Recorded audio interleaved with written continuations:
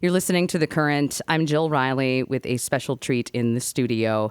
An in-studio performance with the kind of music that, in my experience, has been able to uplift my mood and kind of the kind of music that I'm drawn to, because I'm very much drawn to the sounds of like 1960s California pop. And I wasn't around for it, the first go around, but I've always been drawn to that sound, whether it be LA or San Francisco, or even that just like when country was mixing with rock and getting a little weird in the 60s. There are sounds that I just love in this music. And I am with the Heavy Heavy. Georgie Fuller is here. William Turner is here. Welcome back to Minneapolis. Thank you so much. We're so happy to be here. Yeah, we're glad to have you. Minneapolis is...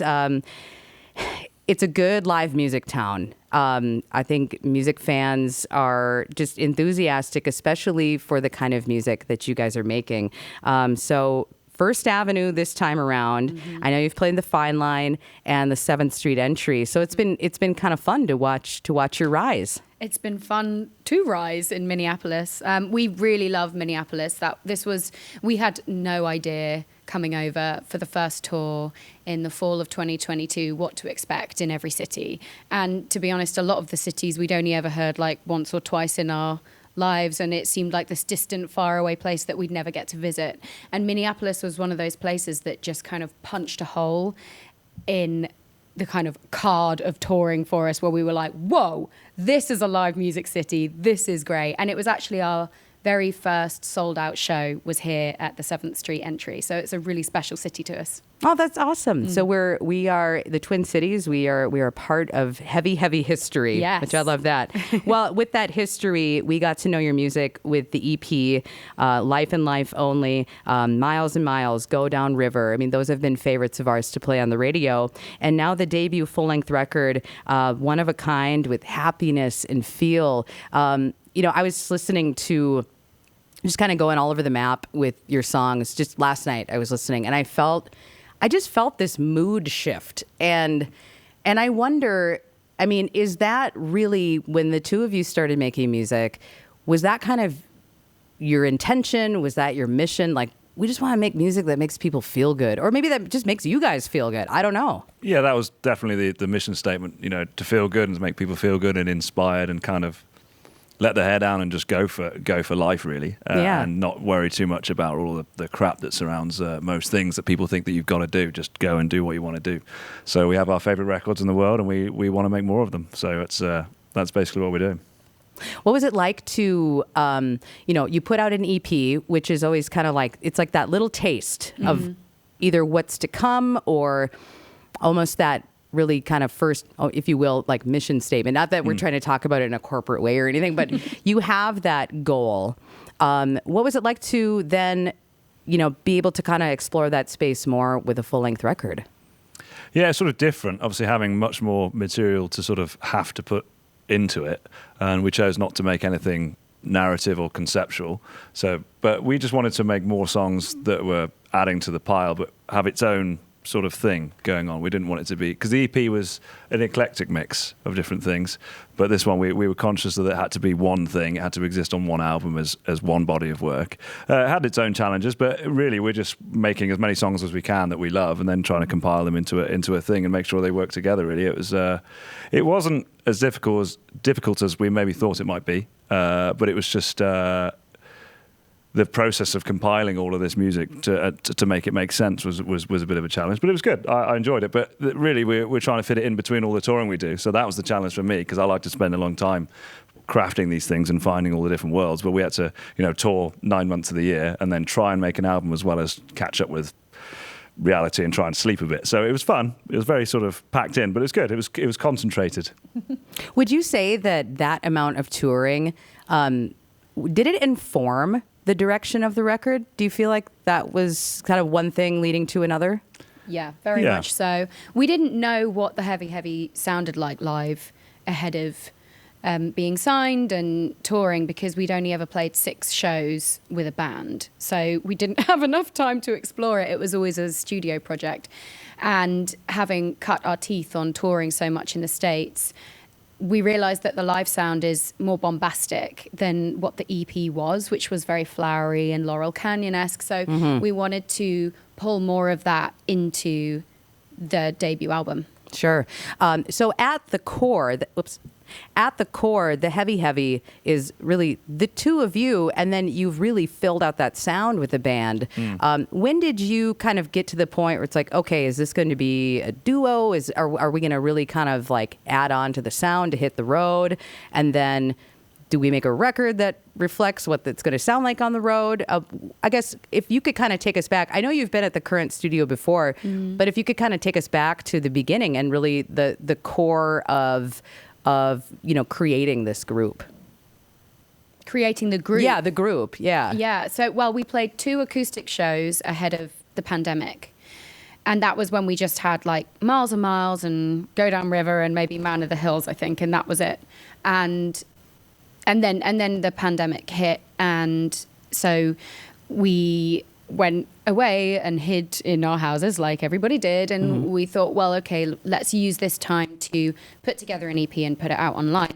That was November 2020, and then when the world sort of started to open back up again, sort of beginning to mid of 2021, that's when we thought, well, we really need to get a band together because we want to get these on their feet.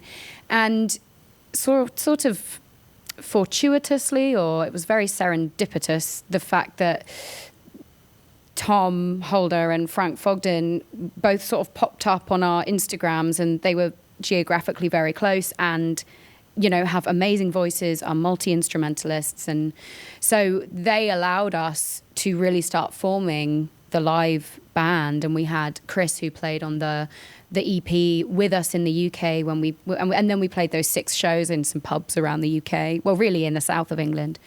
And then this American management and label came along in January of 2022. So we didn't have long to form the band or what it felt like, but that was kind of how it happened. Okay. And it happened very fast, and we were just doing the next step and the next step, and then suddenly, we're sitting in the current studio, 2022. Yeah. Like, how did that happen? Right. And now you're back in 2024. Yeah. Listening to your music, and then kind of getting to know a little more about your story and your process, making the music. I mean, this has really been, I'd say, the true definition of DIY. I mean, from the creation to the production to the recording, you're really you're doing it on your own. William, what is it like to be in that position of not only creating the songs, but also really like engineering, producing, kind of doing the whole thing? Yeah, it becomes very personal. And I, maybe I'm a bit of a control freak, but as soon as you have to sort of let that go to somebody else, it's very difficult because I spent 10 years honing what I do. And then I know the points where it can fall apart and lose, because it's always the sum of all parts, right? So like if anything is taken out of that equation that's then changes things, I feel like the whole thing gets loosened. So it's difficult. I find it's taxing mentally. Yeah. But also I love it, and I know exactly what I want. And there has to be an incredible amount of self-awareness going on too. Yeah, it's crippling. Yeah, I bet. But it's good. It's a labour of love. It really is. This is all I've ever wanted to do, and this is what I'm doing. And I think that I've got to a point that I feel sort of vindicated in what I've been trying to do, and I'm sticking to my guns. And I've learned each time I've tried to compromise on a few of these things. I go into different studios and engineers that want to do drums in a way that they think is great for retro. And me being like, okay, we'll go. I'll take your advice. I don't know. You know more than me. Let's go for it. And each time I've been like, God damn it, I should not have let that out of my grasp. And then I'm like, I have to play that role of maybe being the psycho in the room and just being like, it needs to be what I want. Right. Because it's not about me. It's the end result. It's what comes out through the speakers. And that's all I care about. So I do what I can to make sure what comes out of the speakers sounds right. Yeah, do what you can to get there. Yeah, and I've collected all this gear, and I have my own methods, which I've honed down from years of trial and error. Really, I don't. We were talking about the bass earlier, being a certain way. It's not because I don't want it to be I don't want the individual ism of someone playing to come out and shine. It's because I've tried that particular style on a song, and I know it doesn't work. So I'm like, it's beautiful, but I know that this works for the sum of all parts. So you have to sort of take on that role and be a bit of a leader, But it's cool, you know. I do enjoy the process because when it actually works and you get a #1 single like Happiness, you think, well, I'm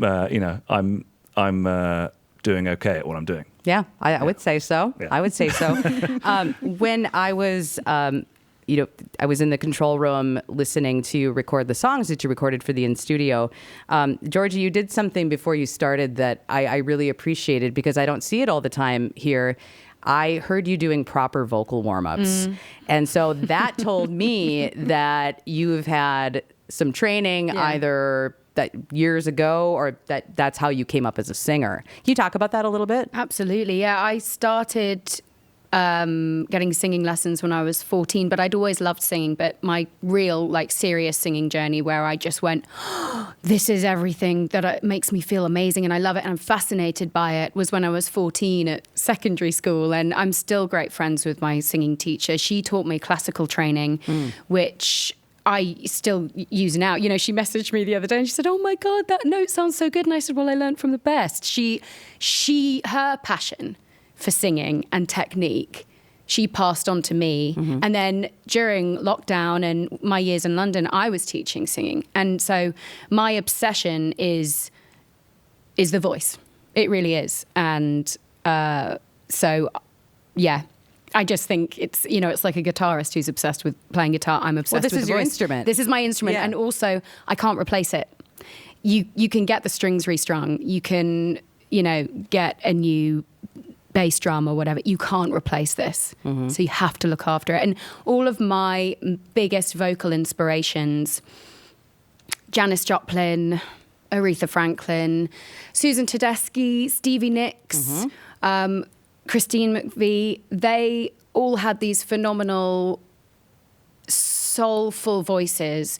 But there wasn't, other than Susan Tedeschi, who's modern, there wasn't really the technique then. And I always wonder if Janis Joplin was still alive, would she still have a voice? I would hope so. But I know that Stevie Nicks in the 90s was talking about how she started getting vocal help because of the way that they were playing in the 60s and the 70s. There were no in-ears, you couldn't hear your voice, so she was competing with the amps on stage, which were ferociously loud.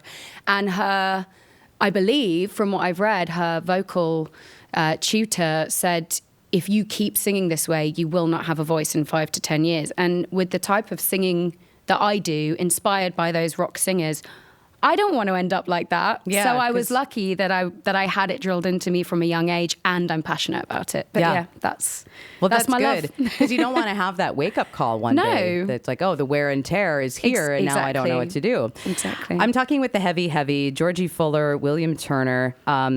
So your sound, I'm very drawn to, again, growing up, listening to so-called oldies radio. I mean, I was so drawn to sunshine pop music for sure, but also soul music and psychedelic. As I got older, exploring the sounds of, Janis Joplin, psychedelic sounds, and then how that sound carried into following decades, but there were always these singers and bands that made it sound fresh. And there is another way that you guys got to my heart when I found your cover of Father John Misty, Real Love Baby. I'm such a big fan of what he does. I think he is intelligent. His sense of humor is dark. I love that. But he has a craft for songwriting, and Real Love Baby. Yeah. I don't know how you guys stumbled upon that song, or I don't know how many songs you've covered, but I just think you guys did such a beautiful job with it. Thank you. Can you tell me what led you to cover that song? We love that. So that's one of my favorite songs ever. And I always heard it and thought, this has the makeup of the ingredients of classic 60s songs, because what we're talking about, realizing the ingredients that make these old records sound the way they do. There's a common factor between all of them, which is what I've tried to tap into. But so hearing that, you think, well, this is the way that the melody works, the drums, and how the chorus lands. This is basically classic 60s music. So I thought, we can just update it. And I felt it was always a bit slow, Father John Misty's version. So I just speed it up a bit and add the harmonies in. And I think it was just made to be, really. It didn't take long to make or anything. It was just very easy, very straightforward to make, actually. And just great, the song sets it up for that kind of feel good sort of golden atmosphere, which is what we try and do. So yeah, it's perfect, really. And we're actually on the search for something else that's quite as straightforward to do as that. But, Do you know, has he heard it? Have you heard? Yes, I anything believe about- he has. Okay.